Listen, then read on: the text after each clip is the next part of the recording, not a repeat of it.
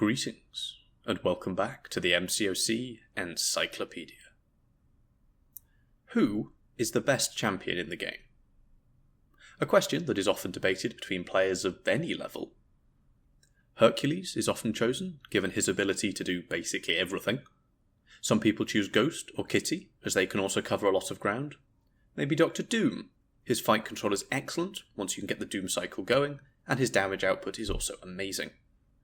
Some would argue Cosmic Ghost Rider, mainly due to his absurd damage output. But they are all wrong. The best champion in the game, by far, without contest, is Ronan. Sometimes. Yes, he needs to be awakened and preferably at a decent sig, but that isn't the hardest thing to do.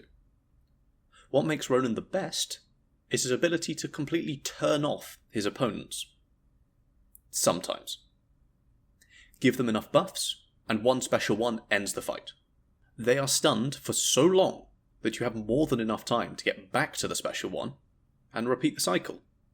Plus, each buff gives a very nice damage increase, giving him some insane damage potential if they have enough buffs.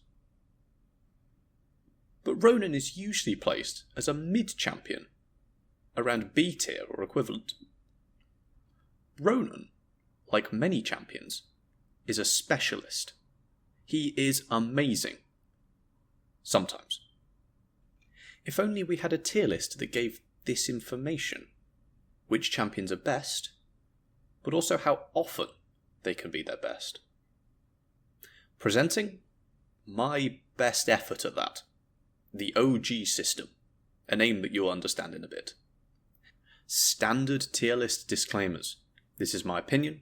If you want to convince me otherwise, there is a clips section in my Discord, and I'm always open for a discussion. But please keep it civil.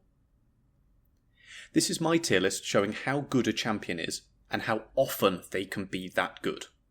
The further up a champion is, the better they are, and the further right a champion is, the more often they are that good.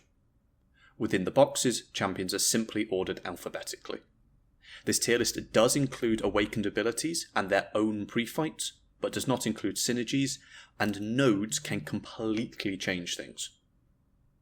An excellent example for this list is Torch at 4-9, so 4 often and 9 good. He has amazing damage versus mystics and energy damage fights. With his pre-fight, he also has access to power stings, and he has shown himself repeatedly to be a top tier science champion. However, you can't use him in every fight. Torch will absolutely shred, but only in the right situation.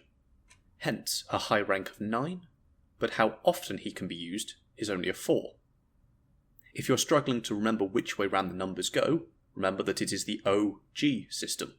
The first number is how often, and the second is how good. You must also remember that champions that are at the same level may be there for very different reasons.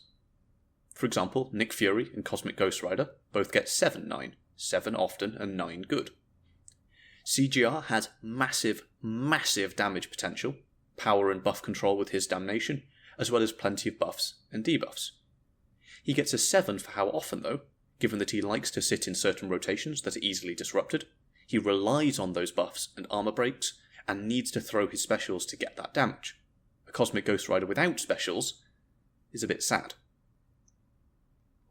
Nick Fury has very hard-hitting bleeds, is a great miscounter, can go unblockable, and has his second life safety net when awakened. He gets a 7 for how often because he loses damage against bleed immune champions, and he preferably needs to be in his second life with that Fury buff to maintain some of his utility. 2 completely different sets of reasons for the same placement. I hope this also highlights when someone says who is better than whom, or who should I rank, the answer always depends on what you're planning to do next, or what does your roster need. If you already had Mole Man and Zemo, ranking up Nick Fury would cover a lot of the same ground.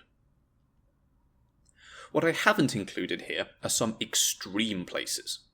This list is meant to show how good a champion is at their peak, but if they have a niche situation that overcharges them, I may not include it. For example, Absorbing Man would probably be a 10 versus Terrax, as he can resist a large majority of the damage, maxes out his own charges super quickly, and can absolutely nuke him down. Annihilus is similar, but not quite the same level. However, I can't put Absorbing Man as a 110 because of this one situation, so I've decided not to include it. It would not be useful for me or for you to cram several champions into 110 just because they excel versus 1 or 2 champions out of 260. Torch versus Mephisto, or Gallon versus Viv are similar situations.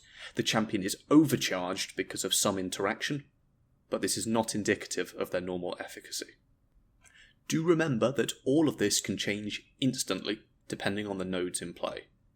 Continuing our Absorbing Man versus Terrax fight, if we give the Terrax the 99% energy resistance node, suddenly Absorbing Man would be a terrible option, as he would get basically no damage through at all. This list only looks at champions in a vanilla environment. I would like to add here that this is just a game, and if you want to rank Red Skull because he's your favourite champion, you go for it. The best champion to rank is the one you want to rank. That simple. I'm just here to give a few suggestions if you're unsure. I've also tried not to let my personal opinions interfere too much with this. I really like Venompool, but I had to think objectively about his pros and cons, and where he would fit best relative to other champions. The same, but the opposite for Titania. I don't really like her. I don't feel like I get the same performance out of her as other people. That is, however, irrelevant. I have seen what others can do with her, and that is more what I take into account when deciding on champion rankings. One last thing to consider is that the how often axis is a measurement of usability, not reliability. The best example for this is Domino. Sometimes she will go God mode and shred fights with her Mega Special 2 and Special 3, and some of the highest bleed damage in the game. And sometimes she will decide not to do any of that, and you are sat there wondering why you even ranked this stupid champion in the first place. Most champions are, however, very reliable, and so this is not something that we need to concern ourselves with too much. So with all of those points out of the way, let's have a look at this month's champions, Kushala and Chee'ilth. Maestro will be on next month's tier list when I've had a further chance to look at him. Kushala I have placed at 7 often and 8 good, with a potential promotion to 8-8. She has some amazing damage via 3 different forms, Incinerate, Soul Barb and Degen, across her special 1, 2 and 3 respectively, giving her a very flexible playstyle. She has access to rarer damage forms, that's Soul Barb, and her utility is very good, including, but not limited to, blocking unblockable attacks, double immunities, AI manipulation, and passives rather than debuffs. The primary place I see her struggling is against buff immune matchups, but that isn't the most champions, hence the promotion possibility. Chee'ilth I have placed at 6-7, so 6 often and 7 good, with a chance for a demotion to 6-6. Her bleed damage can really stack up, but against bleed immune champions, her damage will really suffer. Her Sig can help mitigate this slightly, but I feel like that's more defensive. Her utility is good, with her ability to bypass unstoppables on her special 1, and her special 2 has a decent tranquilize on it. But you can only really have one of these going at a time, given you may need to spam that special to keep it going. Yes, her tranquilize can be paused, but you may find it difficult to maintain full uptime on that as well as her special 1. We'll see how it goes, but 6-6 is a possibility for her. Remember that these champions are very new, and there is a distinct possibility that they could get changed a lot if I've missed something major, but I don't believe so.